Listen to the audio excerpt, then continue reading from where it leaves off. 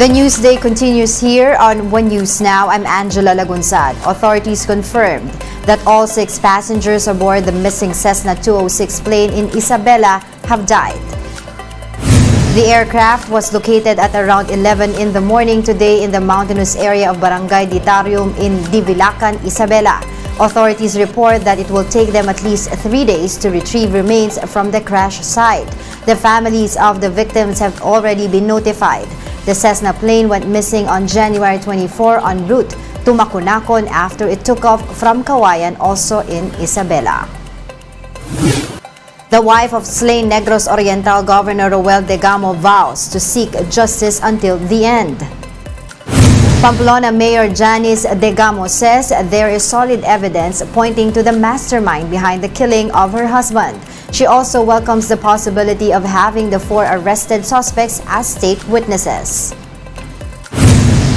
We would like to uncover the mastermind. So, kung dapat lang na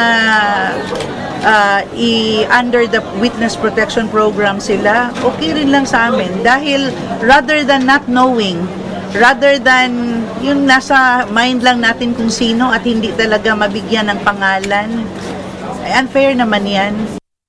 Meanwhile, President Bongbong Marcos has visited the wake of Governor Degamo. He also promised help for those wounded in the March 4 shooting that includes scholarships for the children of the victims. Kulang sa kanila na makakaasa sila na magkakaroon ng hustisya dito sa inyong probinsya na naging masyadong magulo na. Local officials plan to curb violent attacks against them through intel sharing with law enforcement agencies. In an interview with the Chiefs Union of Local Authorities of the Philippines, President and Quirino Province Governor Dakila Cua said that they have agreed to have a deeper cooperation with the police to address the recent spate of crimes against local officials. This as he stressed that police authorities can easily identify private armed groups. Yung mayors and their control and supervision over the police in their municipality and yung governor's supervision in the province para ito ay makapag-exchange ng intelligence, closer coordination with the NBI as well. I think we might be able to address these things better. More stories coming your way after a quick break. Stay with us.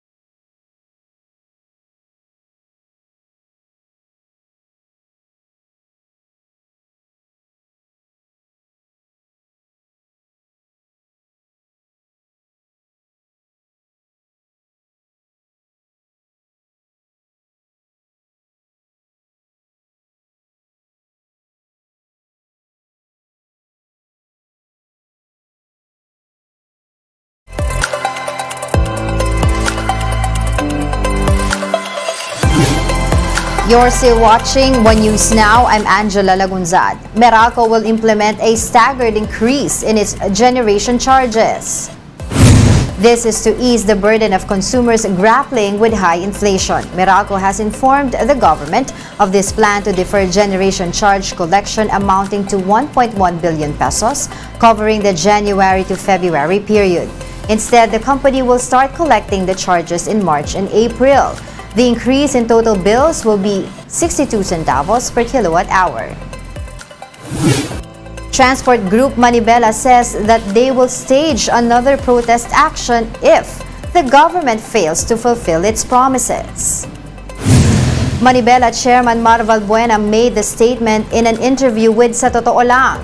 Recall that Valbuena met with Malacanang officials on Tuesday, a day before Manibela ended its week-long transport strike against the PUV modernization program. After that meeting, President Bongbong Marcos supposedly vowed that old jeepneys will not be phased out and that the government will review the franchising guidelines of the modernization program. Malinaw po yung gusto lamang natin na sabihin na kapag yung napag-usapan ay hindi po natuloy, mauuwi na naman po ito sa mga tigil pasada at transport strike. So ang sabi po sa atin ng Malacanang, gagawin din naman po nila yung lahat na ipinangako nila. Hindi man po ito sabay-sabay dahil kailangan po ng konsultasyon at dialogo. Makakaasa tayo na meron pa rin tayong ibibiyahing mga sasakyan na mga traditional jeepney at saka sa UB Express. Here's a quick look at today's other top stories. The World Health Organization has fired Regional Director for Western Pacific Takeshi Kasai for abusive behavior. The WHO shared results of an internal probe after complaints of bullying and racism were filed against Kasai. The WHO Western Pacific Region's headquarters is in Manila. It is in charge of almost 2 billion people in 37 territories. The Senate has ruled out sabotage and cyber attack in the airspace shutdown on New Year's Day. The Committee on Public Services instead urged the Civil Aviation Authority of the Philippines to upgrade its equipment to avert future glitches. The Senate also recommended setting up a separate air traffic management system. The Health Department says that more than 50 million doses of COVID-19 vaccines could go to waste. 44 million jabs have already expired, while over 6.7 million doses are set to expire between now and May. DOH officer in charge Maria Rosario Vergeres says that vaccination remains slow in rural areas.